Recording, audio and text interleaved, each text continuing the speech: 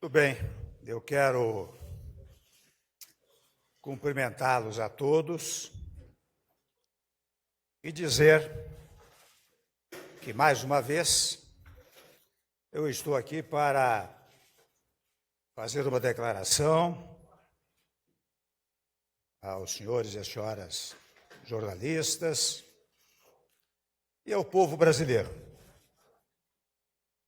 E registro que eu li hoje notícia no jornal Folha de São Paulo de que perícia constatou que houve edição no áudio de minha conversa com o senhor Joesley Batista.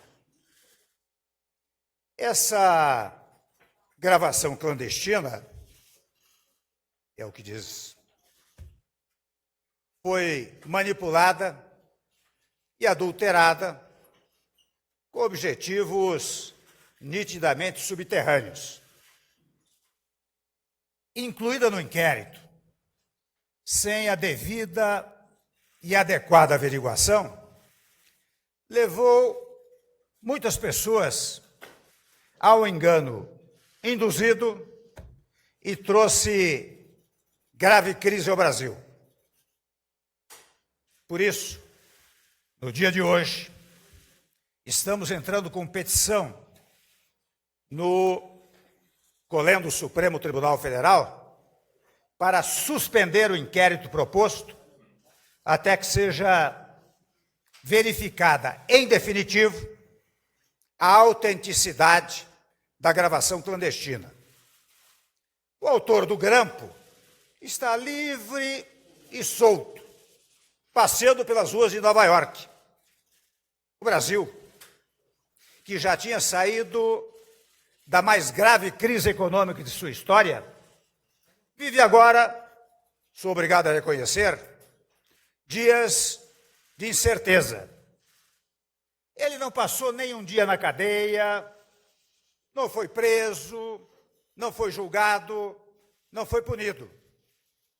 E pelo jeito não será. Cometeu, digamos assim, o crime perfeito.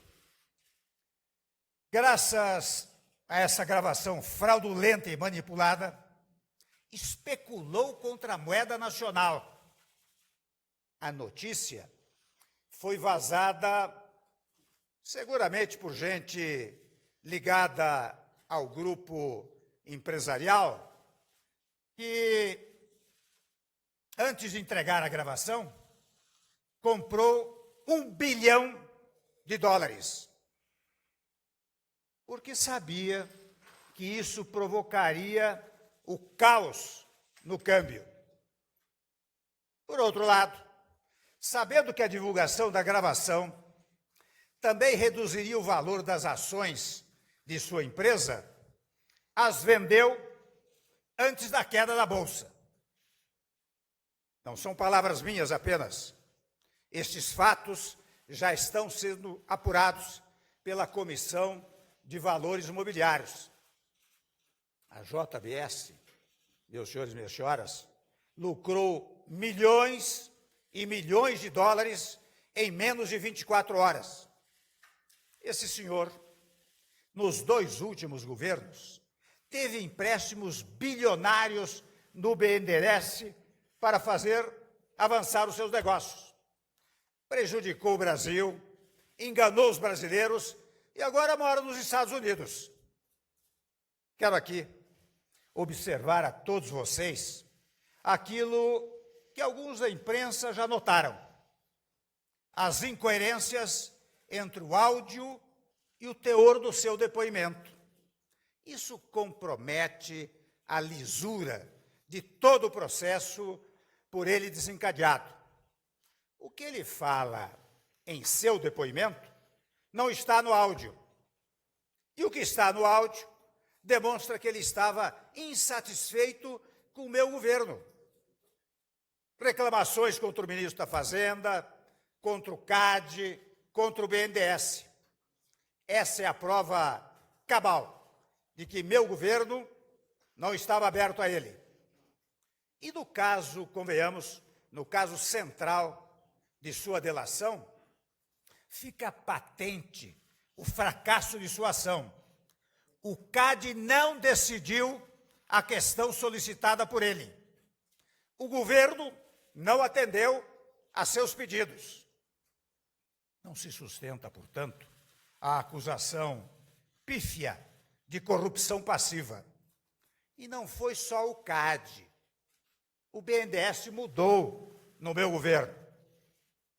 A presidente Maria Silvia moralizou o BNDES, botou ordem na casa e tem meu respeito e meu respaldo para fazê-lo. Assim como Pedro Parente o fez na Petrobras. Estamos acabando com os velhos tempos das facilidades aos oportunistas. E isso, meus amigos, incomoda muito. Há quem queira me tirar do governo para voltar aos tempos em que faziam tudo o que queriam com o dinheiro público e não prestavam contas a ninguém. Quebraram o Brasil e ficaram ricos. O autor do grampo relata, no diálogo que tivemos, suas dificuldades, simplesmente a ouvir. Nada fiz para que ele obtivesse benesses do governo. Não há crime, meus amigos, em ouvir reclamações e me livrar do interlocutor, indicando outra pessoa para ouvir as suas lamúrias. E confesso que eu ouvi à noite, como ouço muitos empresários, políticos, trabalhadores, intelectuais e pessoas de diversos setores da sociedade brasileira. No Palácio do Planalto, no Jaburu, no Alvorada, em São Paulo. Trabalho, acho que os senhores sabem, rotineiramente, até meia-noite ou mais. E falo até com pessoas da imprensa. Com pessoas da imprensa, já falei em horas avançadas. Muitos sabem disso, porque falavam comigo ao telefone ou até pessoalmente. Nada demais há nisso. Mas é bom ouvir com atenção o que dizem as pessoas. E muito do que foi dito nos depoimentos dos senhores Joesley e Ricardo provam apenas falta de sintonia, abundante divergência. O primeiro fala em buscar uma forma de interlocução comigo, pois não a tinha. Já o segundo fala que era meu interlocutor frequente, em nome do grupo. Há muitas mentiras espalhadas em seu depoimento. Lembrem da acusação de que eu dera aval para comprar o silêncio de um ex-deputado. Não existe isso na gravação, mesmo tendo sido ela adulterado. E não existe, porque nunca comprei o silêncio de ninguém.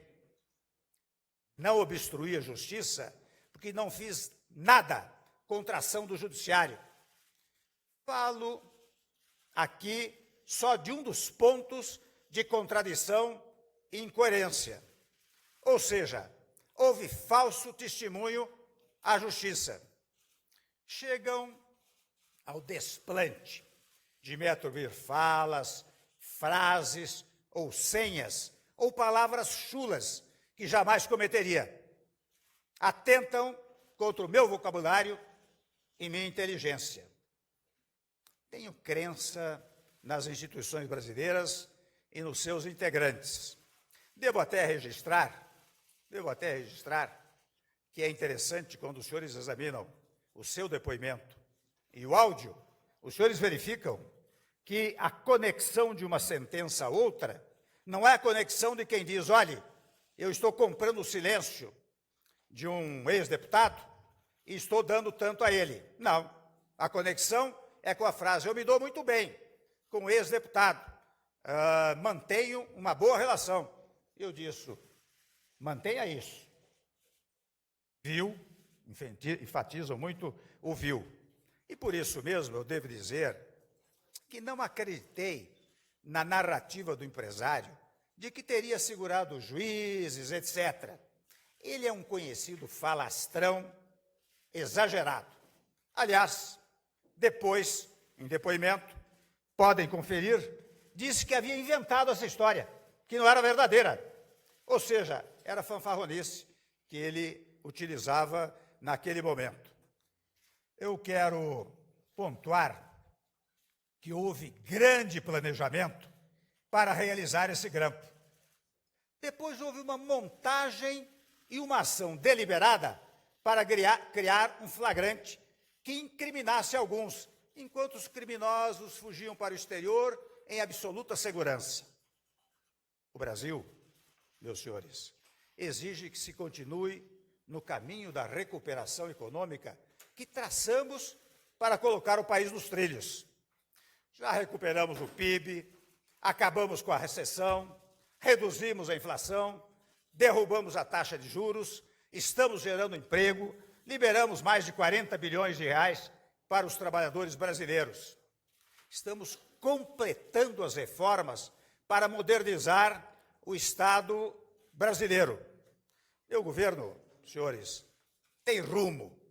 Acho que os senhores e as senhoras são testemunhas deste fato e sabem que o que foi dito, volto a dizer, no áudio, que de resto está sendo impugnado por eventuais, ouço até mencionar que houve mais de 50 edições desse áudio, tenta macular não só a reputação moral do presidente da República, mas tenta invalidar o nosso país.